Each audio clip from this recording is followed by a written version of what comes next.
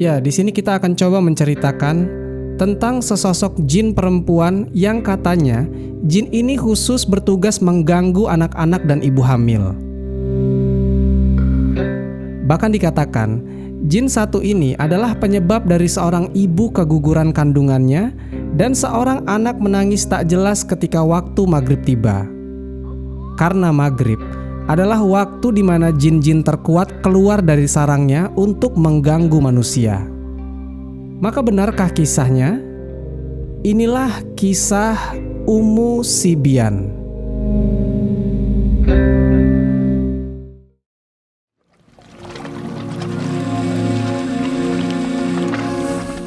Pada suatu hari, ketika Nabi Sulaiman sedang dalam perjalanan dari Syria menuju Rum, saat itu beliau berangkat dengan cara duduk di atas permadaninya yang dibawa oleh angin.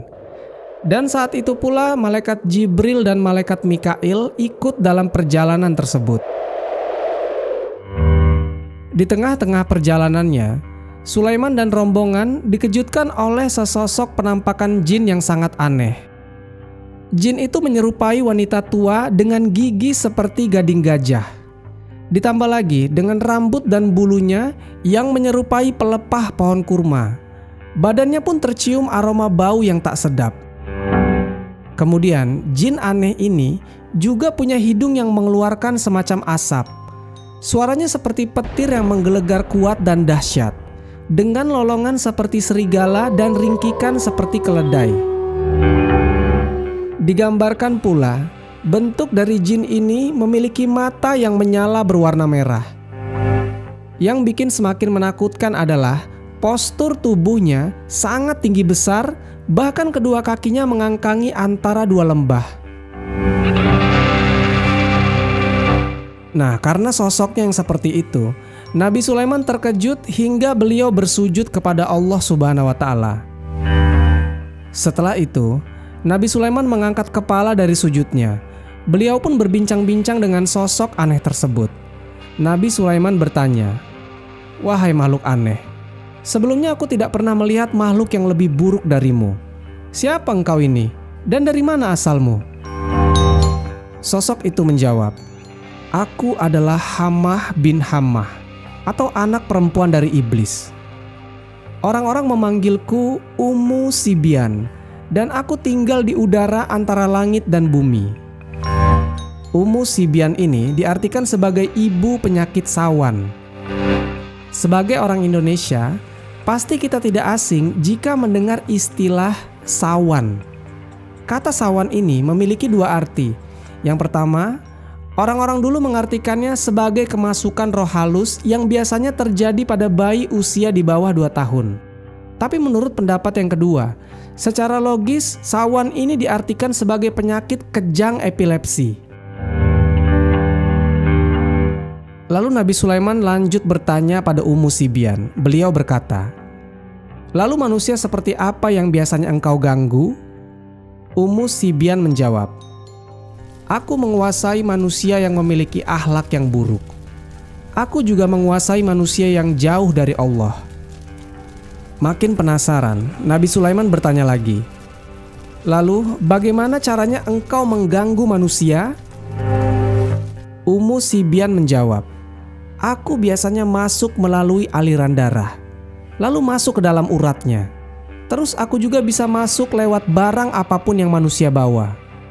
Aku bersama bala tentaraku akan menempati tempat-tempat yang tidak ada penghuninya, dan akulah sumber dari segala penyakit yang berbahaya. Aku dan anak buahku seringkali mengurangi harta milik orang yang berdagang.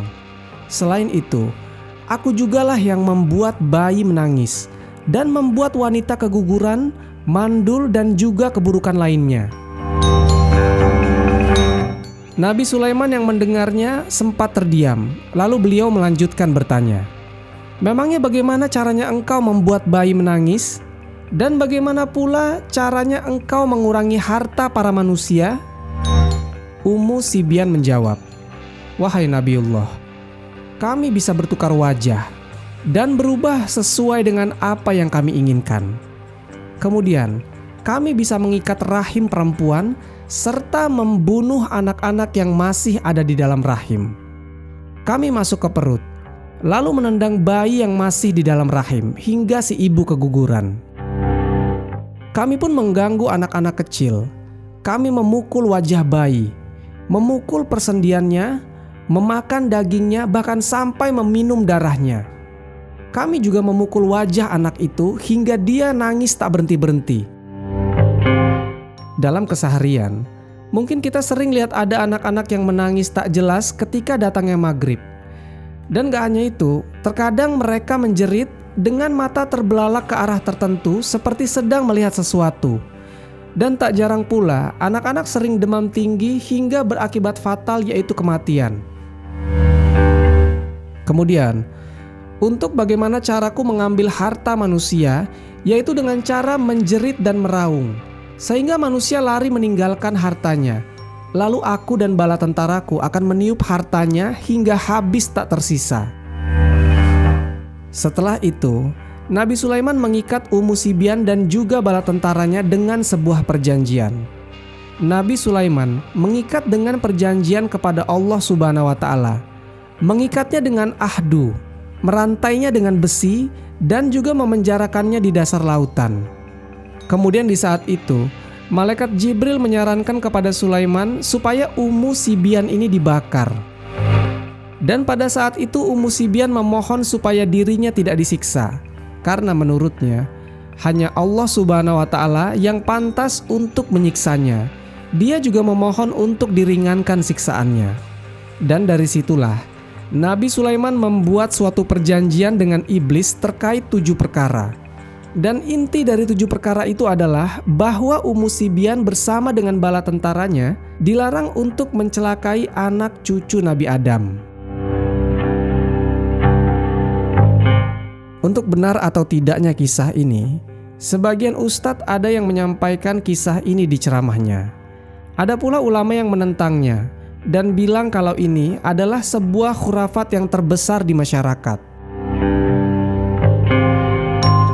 Adalah salah satu hadis Nabi SAW yang mengemukakan barang siapa yang dikaruniai seorang anak, lalu dia mengazani pada telinga kanannya dan beriqomat pada telinga kirinya, niscaya anak itu tidak akan dimudaratkan oleh Ummu Sibyan. Hadis ini dibawakan oleh Al-Haytham dalam Al-Majma' yang diriwayatkan oleh Abu Ya'la. Di dalamnya terdapat seorang rawi yang bernama Marwan bin Salim Al-Ghifari, sedangkan ia itu matruk atau ditinggalkan karena kedustaannya. Ahli hadis negeri Syam, Syekh Muhammad Nasiruddin Al-Albani berkata, kalau hadis ini maudhu atau palsu, karena Yahya bin Al-Ala dan Marwan bin Salim, keduanya telah memalsukan hadis ini. Kesimpulannya adalah bahwa hadis Nabi SAW yang berkata tentang Ummu Sibyan adalah maudhu atau palsu. Di samping itu, ada hadis yang serupa yang dijelaskan dalam Sahih Muslim. Rasulullah SAW bersabda, "Jika sore hari mulai gelap, maka tahanlah bayi-bayi kalian, sebab iblis mulai bergentayangan pada saat itu. Jika sesaat dari malam telah berlalu, maka lepaskanlah mereka. Kunci pintu-pintu rumah dan sebutlah nama Allah, sebab setan tidak membuka pintu yang tertutup dengan menyebut nama Allah." Wallahu a'lam bishawab. Jadi itulah kisah perjanjian Nabi Sulaiman dan Ummu Sibyan. Semoga kisah ini bermanfaat. Lebih dan kurangnya mohon dimaafkan. Yang benar datangnya dari Allah Subhanahu wa Ta'ala. Khilaf atau keliru itu datangnya dari saya pribadi sebagai manusia biasa. Sampai ketemu di kisah-kisah seru yang penuh makna selanjutnya. Saya akhiri. Wassalamualaikum warahmatullahi wabarakatuh.